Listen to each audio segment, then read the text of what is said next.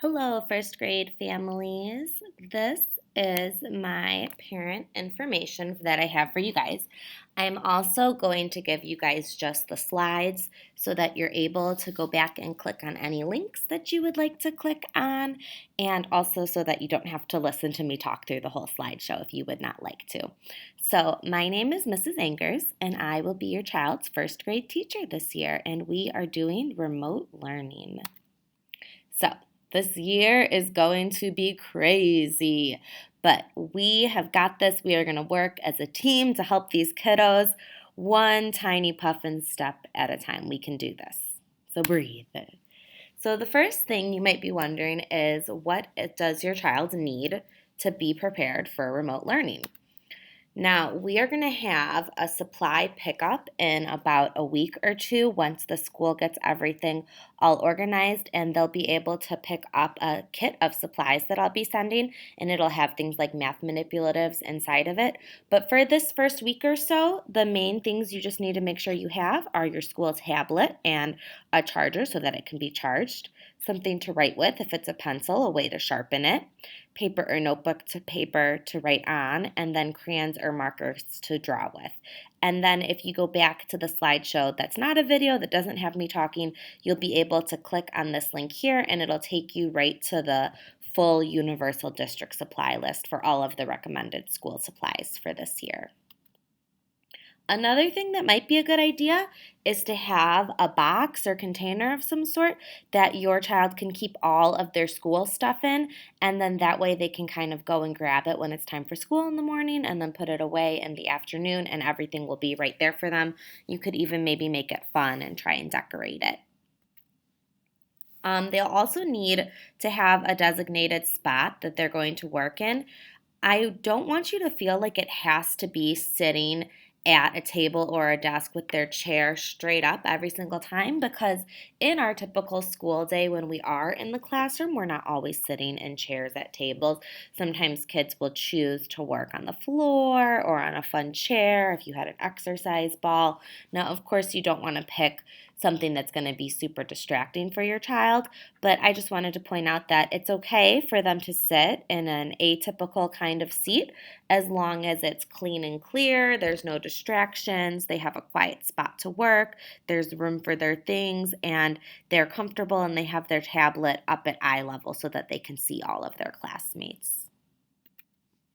Okay, so the trickiest part is to get them to class, right? Because they have to get all logged in on their tablet.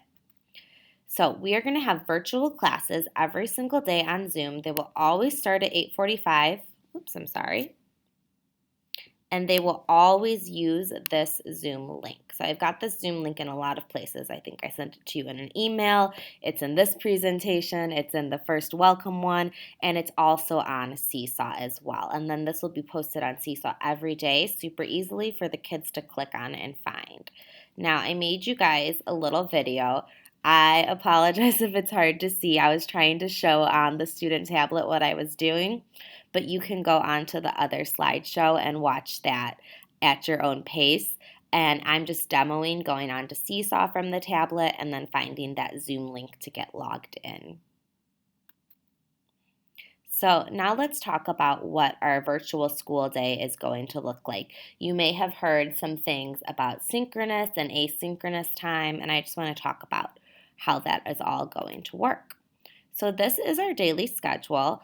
On Mondays, Tuesdays, Thursdays, and Fridays, we'll have our typical day. And then on Wednesdays, same as the regular school year, it'll be a little bit of a shorter day. They don't have specials, and we'll be doing some different things. So typically, we'll meet at 8:45, and we'll do some SEL, social emotional learning, or circle time, or morning meeting. And then we'll move right into phonics. We are going to alternate reading and writing days. So maybe Monday we'll be reading, Tuesday we'll be writing, and etc. And then at 10:05 we will have our guided reading time, and that's where that synchronous asynchronous type of learning comes in, and we'll talk about that a little bit on the next slide.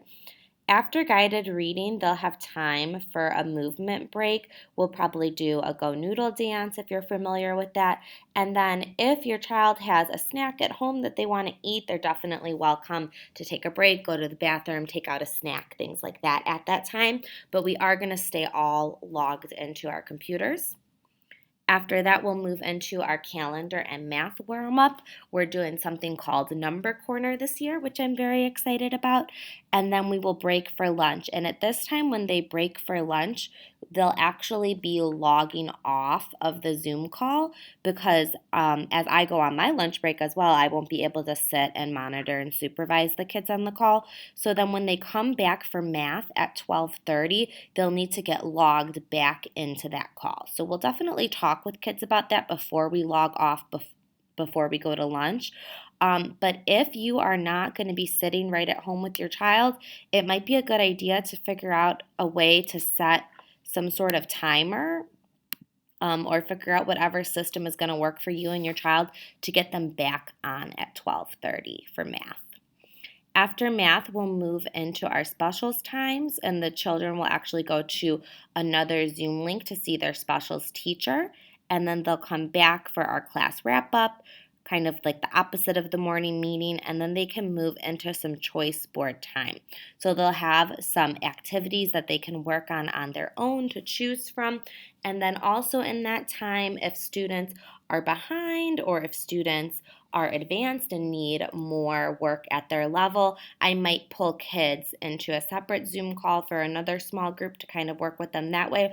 This could also be a time from here until the end of the day when I'd be available for office hours if you wanted to come in and meet on a Zoom meeting with me. So Wednesdays are going to operate a little bit differently. We're going to have a longer SEL time each day, and then we have these things called flex blocks, which means that we're not going to be necessarily following our literacy and math curriculum during those times. That's going to be sort of catch up. I'm going to see what our class needs and maybe some skills or concepts that were missed in the spring during remote learning. We are going to focus on those then. Okay, so this is the synchronous asynchronous. Asynchronous just kind of means not together, right? Like maybe I will be with some students and other students will be working on different things at the same time. So during guided reading and math time, when I am pulling small groups of kids in their own Zoom call, other students may not be in a Zoom call at all. They may be working online on iReady assignments or Seesaw assignments, or they might have an offline assignment that I'm asking them to work on during that time. And then our choice board time at the end of the day will also be asynchronous. That will be when students will have some different activities they can choose on to work with, not logged on in a live Zoom call.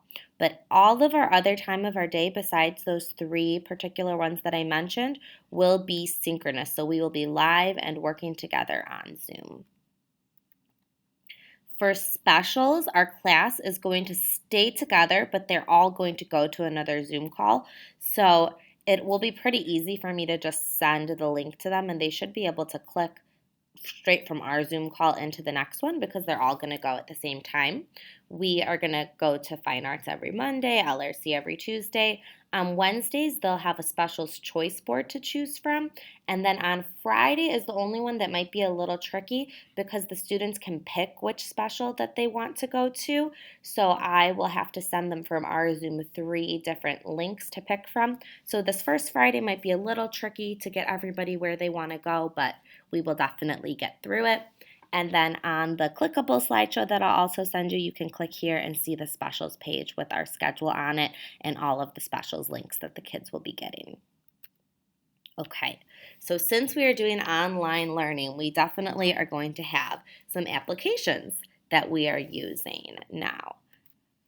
Don't panic. I know personally when they show me all these different applications to use, I get a little bit overwhelmed at first. So the priority is just get on Seesaw.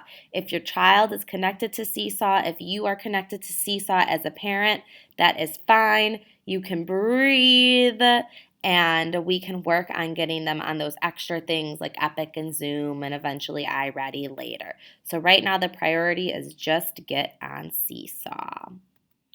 So these Directions on Seesaw were already on the first welcome slideshow that I gave you guys, but I just put them here again if you're having trouble signing your student in.